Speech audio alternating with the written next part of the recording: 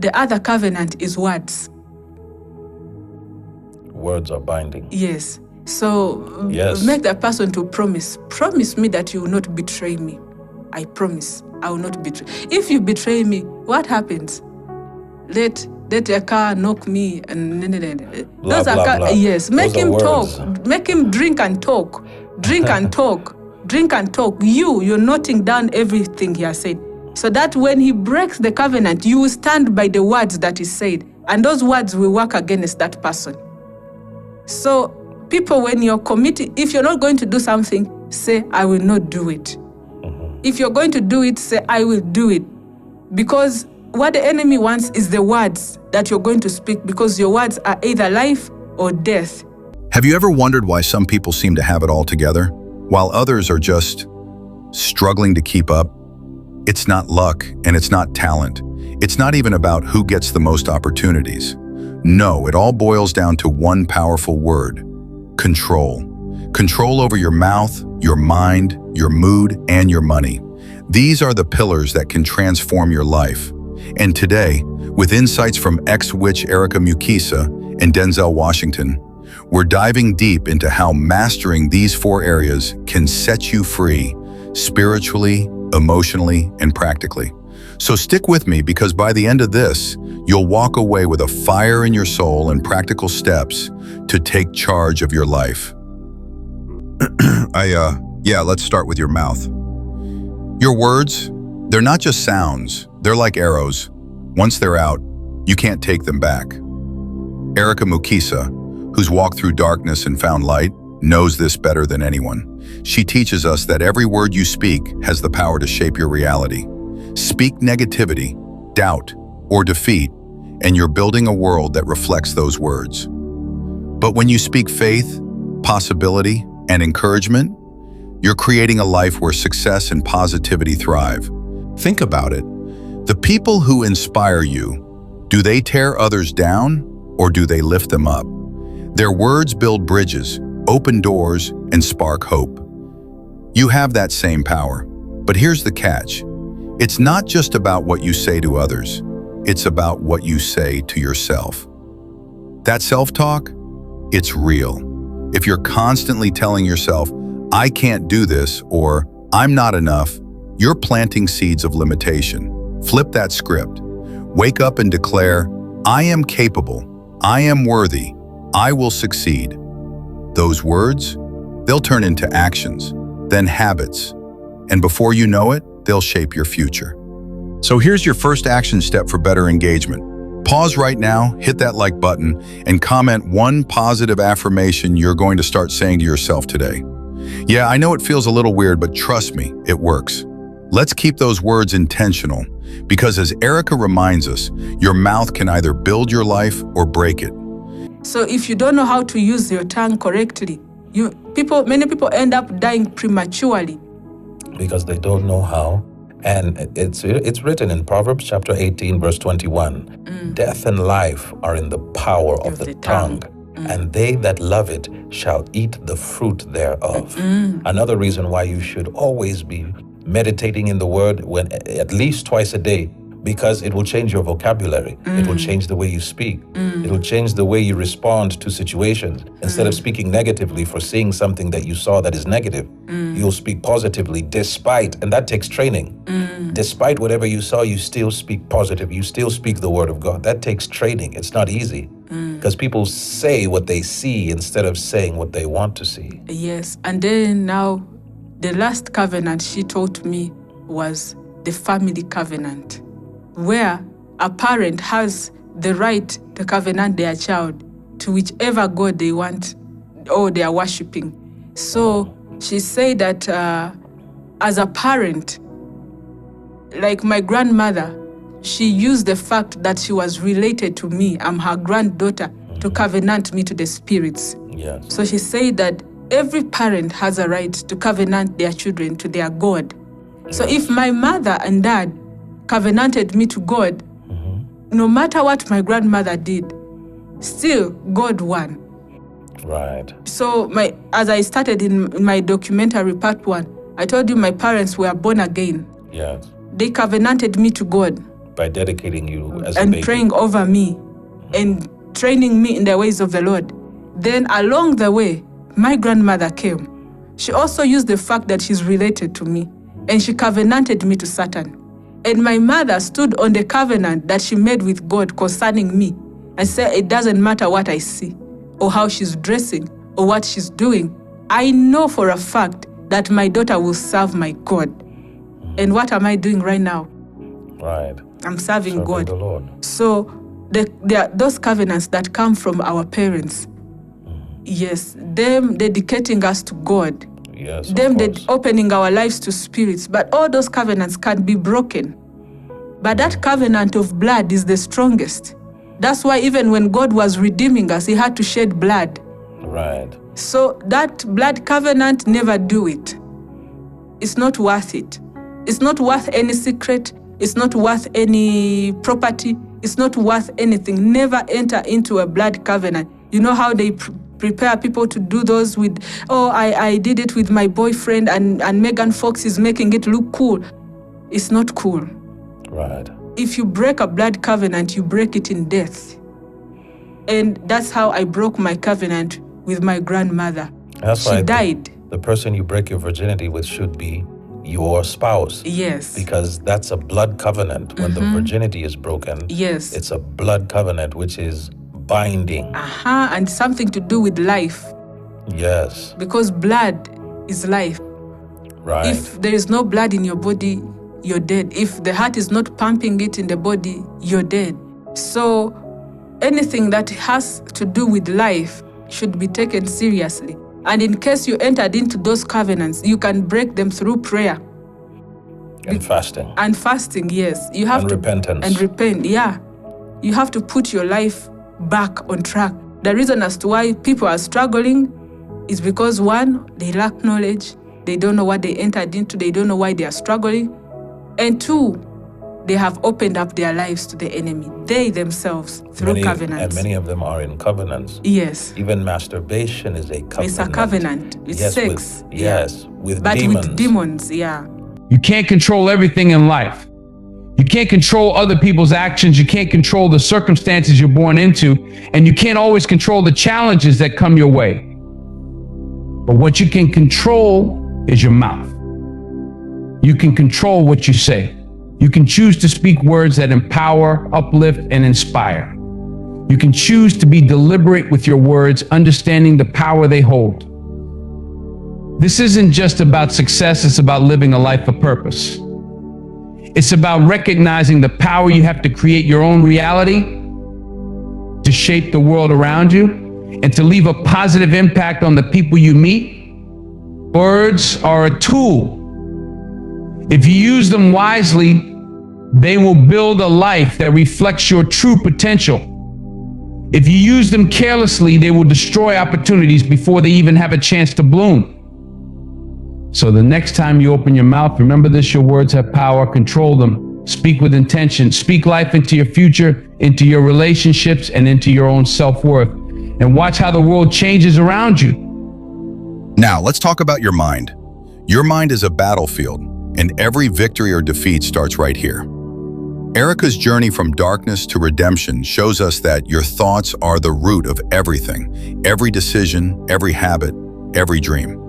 If you let fear, doubt, or negativity run wild, they'll control you. But you don't have to let them win. You can choose what you focus on. You can fill your mind with faith, growth, and possibility. Here's how: guard what you let in. Stop scrolling through toxic social media drama or negative news. Instead, feed your mind with books, podcasts, or people who inspire you to grow. Surround yourself with those who lift you up, not drag you down. And when a negative thought creeps in, catch it, challenge it, replace it with truth. I am enough, I am capable, I am moving forward. Visualization is another game changer. See your goals in your mind, believe they're possible, and watch how your actions align. For our YouTube community, here's a challenge. Subscribe right now and share in the comments one book or person who's inspired your mindset. Let's build a community of growth together. Erica's story proves that when you control your mind, you take back your destiny. Now here is Denzel Washington with more golden nuggets about the power of your mind and why you should take control of it. It's where everything begins. Every action, every decision, every habit you build, it's all rooted in your thoughts. Your mind is where battles are won or lost long before they ever manifest in your life. You've got to understand this, because if you don't control your mind, it will control you. And when you let that happen, you end up living a life that's reactive instead of proactive, driven by fears and doubts instead of purpose and intention. Think about it. Everything you've ever done, good or bad, started with a thought. Whether it was deciding to go after a dream, hitting the gym to get in shape, or even making a mistake, it all started in your head. That's why the saying is, a man thinketh, so is he is so powerful. It means that your life is shaped by the thoughts you allow to take root in your mind. What you focus on expands. So if your mind is filled with negativity, fear, or doubt, that's the direction your life will head in. But if you fill it with thoughts of growth, possibility, and determination, you'll start moving toward those things instead. Too many people let their minds run wild, letting fear and doubt take control. They worry about what might go wrong, about what people think, or about whether they're good enough. And once those thoughts take hold, they start to spiral. One negative thought turns into another, and pretty soon they're stuck in a cycle of self-doubt and anxiety, paralyzed by the very thoughts they allowed to control them. But here's the thing, you don't have to live like that. You can change the narrative playing out in your mind. You can choose to control your thoughts, and when you do, you take control of your life. Let me break it down for you. Controlling your mind isn't about ignoring the hard stuff or pretending that fear doesn't exist. Fear is real. Doubt is real. But what you do with those feelings, that's what makes the difference. Are you going to let fear stop you? Or are you going to acknowledge it and keep moving forward anyway? That's the choice you get to make every single day. When you control your mind, you don't eliminate fear or doubt, you rise above it. You learn how to manage it, how to push through it, and how to keep going even when it feels like the odds are stacked against you. This is where discipline comes in. You've got to train your mind the same way an athlete trains their body. You don't just wake up one day with mental strength. It's built over time with intentionality and effort. You've got to be deliberate about what you allow into your mind. Too many people feed their minds with garbage, negative news, toxic social media, drama, and wonder why they feel so stressed and overwhelmed. But what you consume mentally is just as important as what you consume physically. If you're constantly feeding your mind with negativity, it's no wonder you're struggling to stay positive and focused. So what do? You guard your mind like it's the most valuable thing you own, because it is. You've got to be selective about what you expose yourself to. If it doesn't feed your spirit, if it doesn't align with your goals or your values, let it go. Instead, fill your mind with things that challenge you, that push you to grow, that inspire you to be better. Read books that make you think, that open your mind to new ideas and possibilities. Listen to people who motivate you, who've walked the path you want to walk, and who've overcome the obstacles you're facing. And here's another thing, surround yourself with people who lift you up. The company you keep has a huge impact on your mindset. If you're hanging around people who are always negative, always complaining, always doubting, that energy is going to rub off on you. But if you're around people who are driven, focused, and positive, that energy is contagious too. The more you expose yourself to positivity and success, the more your mind will start to reflect that. You'll start to believe in yourself more, to see opportunities where others see obstacles. and to push through challenges with confidence instead of fear. Controlling your mind also means being intentional about your thoughts. When a negative thought creeps in, you've got to catch it, challenge it, and replace it with something better. You can't just let negative thoughts sit there and fester. If you do, they'll take root and grow into something bigger than they ever needed to be. Instead, when you catch yourself thinking, I can't do this, stop and ask yourself, is that really true? What evidence do I have that I can't? Most of the time, you'll realize that those negative thoughts aren't based in reality, they're just your fear talking. So challenge them, flip the script, and replace them with thoughts that serve you.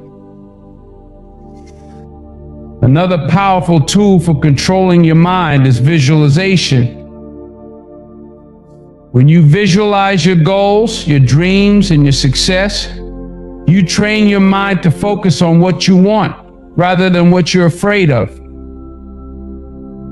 When you can see it in your mind, you can start to believe it's possible. And once you believe it's possible, you'll start taking the actions necessary to make it a reality.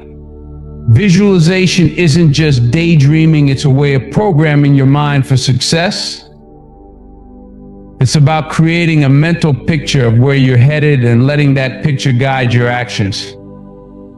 Every morning when you wake up, you have a choice. Are you going to let the world dictate your thoughts, or are you going to take control of your mind? It's easy to get swept up in the chaos of life, to let stress, fear, or negativity take over. But you have the power to choose a different path. You have the power to focus on what you can control, to think positively, and to approach every situation with a mindset that says, I can handle this, I've got this. When you start your day with that kind of intention, everything else falls into place. Meditation and prayer are also powerful ways to control your mind. When you take time each day to quiet your thoughts, to center yourself, and to connect with something bigger than yourself, you give your mind the space it needs to recharge and refocus. Meditation helps you become more aware of your thoughts so you can catch the negative ones before they spiral out of control. Prayer reminds you that you're not in this alone, that you're part of something greater, and that you have the strength to overcome whatever comes your way. The bottom line is this: controlling your mind is a daily practice. It's not something you do once and then forget about. It's a commitment to yourself, to your goals, and to your future. It's about taking responsibility for your thoughts and understanding that they have the power to shape your life. When you control your mind, you take back control of your destiny. You're no longer at the mercy of fear, doubt, or negativity. You're in the driver's seat, steering your life in the direction you want to go. So start today. Start by being mindful of your thoughts. Start by feeding your mind with the kind of information, people, and experiences that will push you towards success. Challenge the negative thoughts when they arise and replace them with thoughts that serve you. Visualize your goals, meditate, pray, and take control of your mind, because when you do that, you take control of your life. Now let's talk money. Money isn't evil, it's a tool. But too many people let it control them, living paycheck to paycheck, drowning in debt. Erica's insights show us that financial freedom comes from intentionality. You've got to make a plan. Budgeting might not sound sexy, but it's freedom. Know where every dollar goes before it arrives. Stop emotional spending. Buying stuff to feel better is a trap. Start with an emergency fund for life's curveballs. Then think long-term. Save, invest, build wealth that lasts. It's not about how much you make, it's about how much you keep. Wealth isn't about millions in the bank, it's about options, freedom, and peace of mind. Track your spending, create a budget, and stick to it. It's never too late to start, whether you're 25 or 55. For our viewers, let's make this interactive. Comment one money-saving tip you're going to try this week. And if you're finding value in this, share this video with someone who needs to hear it. Here's the truth. Controlling your mouth, mind, mood, and money isn't easy. It takes discipline, effort, and time. But as Erica Mukisa's journey shows, it's worth it. When you master these 4 pillars, you're not just reacting to life, you're creating it. You're shaping a legacy of purpose, meaning, and impact. And it's not just about you. Your transformation inspires others, your family, your friends, your community. So start today. Take one step. Speak life with your words. Guard your mind. Choose gratitude. Plan your money. Each step puts you in the driver's seat. You've got the power. The control is in your hands. So what are you going to do with it? Hit that like button, subscribe, and share this video to spread the message. Let's build a community of people taking control of their lives.